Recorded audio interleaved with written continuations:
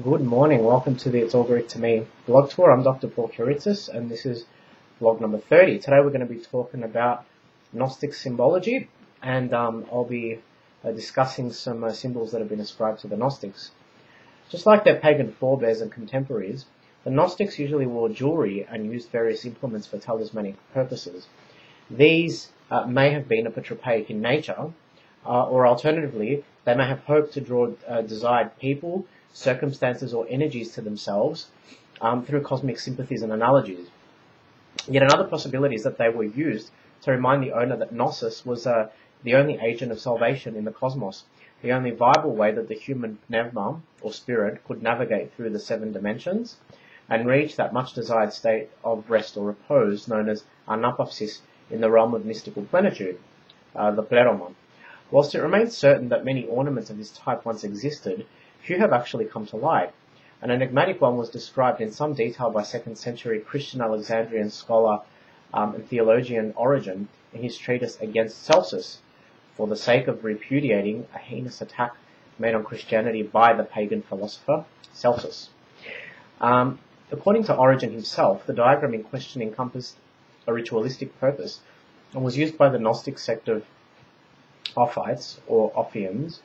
to aid contemplation of the soul's journey through the 7 planetary spheres.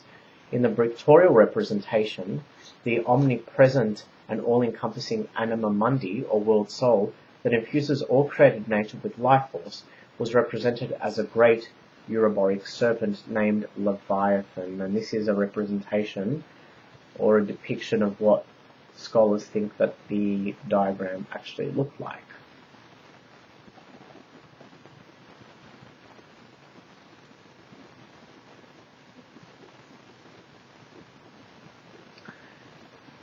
In all, it appears that Leviathan was represented twice, once as a large circle connoting the soul of the universe, and once on the outer perimeter of the whole diagram as a serpent swallowing its own tail. Moreover, the circle of Leviathan also contains a vertical alignment of 10 smaller circles that connect with but do not interpenetrate one another. The totemic arrangement into a vertical ladder where the circles might represent individual rungs on the cosmic monochord brings to mind a universe mapped out by Neo-Pythagorean and Neoplatonic systems of thought. If an implicit interpretation of this sort is valid, then each of the 10 smaller circles are merely stand-ins for the sphere of the fixed stars and the zodiac, the primum mobile or source of the heavenly rotations, the 7 planetary provinces with their presiding archons, and finally the Earth with its elementary composition of water, earth, air, and fire, which combine to form the animal, vegetable, and mineral realms. After demarcating the cosmic terrain as envisioned by the Gnostics, Origen names the 7 archontic angels which imbue the 7 planetary realms with life force. On the uppermost echelon of the diagram is Michael in the theriomorphic guise of a lion, followed in descending order by Suriel as a bull, Raphael as a serpent, Gabriel as an eagle, Thorthabaoth as a bear, Arathaoth as a dog, and Thathabaoth or Oniel as an ass. These emanatory powers are juxtaposed by 7 evil archons standing sentry at each of the 7 gates. We have Yaldabaoth, Eo, Sabaoth, Adoni, Astapherus, Eloius, and Horaeus. It was the job of the 7 salient and evil archons to test the soul's acquisition of consciousness, and specifically its intimate acquaintance with salvific gnosis. At each of the gates, the soul was required to remit knowledge of the archon's respective seals and signs, as well as direct a series of prayers towards it before being allowed to continue on its pilgrimage back to the pleroma. If it disclosed correctly, it was allowed to pass. Alternatively, if it answered incorrectly or pleaded apathy to the cause, it was doomed to meander about the cosmic spiral in a state of turmoil and distress, like the daughter of Pistis Sophia, who, in descending to rescue humanity from Yaldabaoth's plotting, became incarcerated in the chaotic realm of darkness, spun by the evil Archon, and henceforth suffered the condition of being unable to remember her divine origin and identity.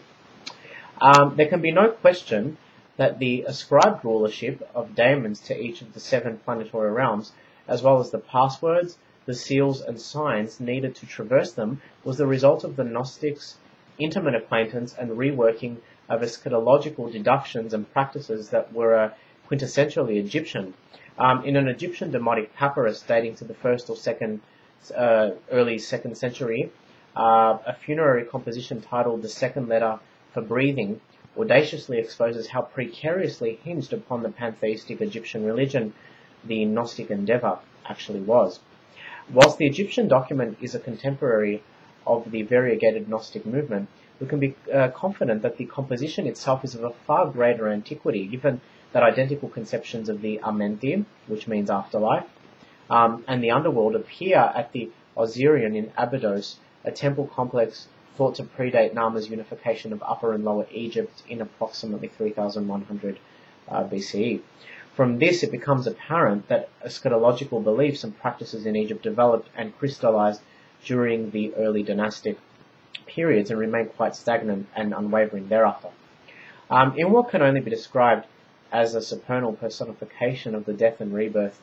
journey, the demotic text equates the long, winding and perilous passage leading to the Amenthi with a pilgrimage through 7 coffins made of sycamore wood as well as gold and silver from the mountains. Here, the hulk of wood, the 7 sarcophagi or flesh eaters enclosing the body of the deceased, form a rebirth vehicle, enabling the individual's soul to traverse the celestial body of Nut, or the Lady of the 7 Hathor, either goddess fulfilled the role of the Great Mother here, and reach its intended destination, the highest vault of the heavens, the Empyrean of the Great Mother Goddess. Closing the funerary composition is a magical incantation which reads, "To you comes the stone, to you comes the stone, to you comes the great of magic, to you comes the body which goes forth from the mountains." Save for revealing the mysteries of birth, death, and rebirth to have been an entirely feminine affair, these scant lines offer a glimpse of esoteric motives that underran the pantheistic stream of Gnosticism in late antiquity and subsequently poured themselves into an alchemical movement of the Middle Ages whose chemical and philosophical processes were supposed to facilitate an elusive quest for the philosopher's stone, or the elixir of life. As the world tree was sometimes depicted in an inverted state with its colossal roots in the skies and its branches deep inside the earth, so too do we find that in Egyptian eschatology, the upper echelons of the celestial vault and the subterranean underworld were not only interchangeable, but they were actually one and the same. When the sun god Ra was swallowed by the sun goddess Nut at the conclusion of each day, he was required to embark upon a perilous journey that involved traversing the 12 nocturnal provinces of her body on a golden barge.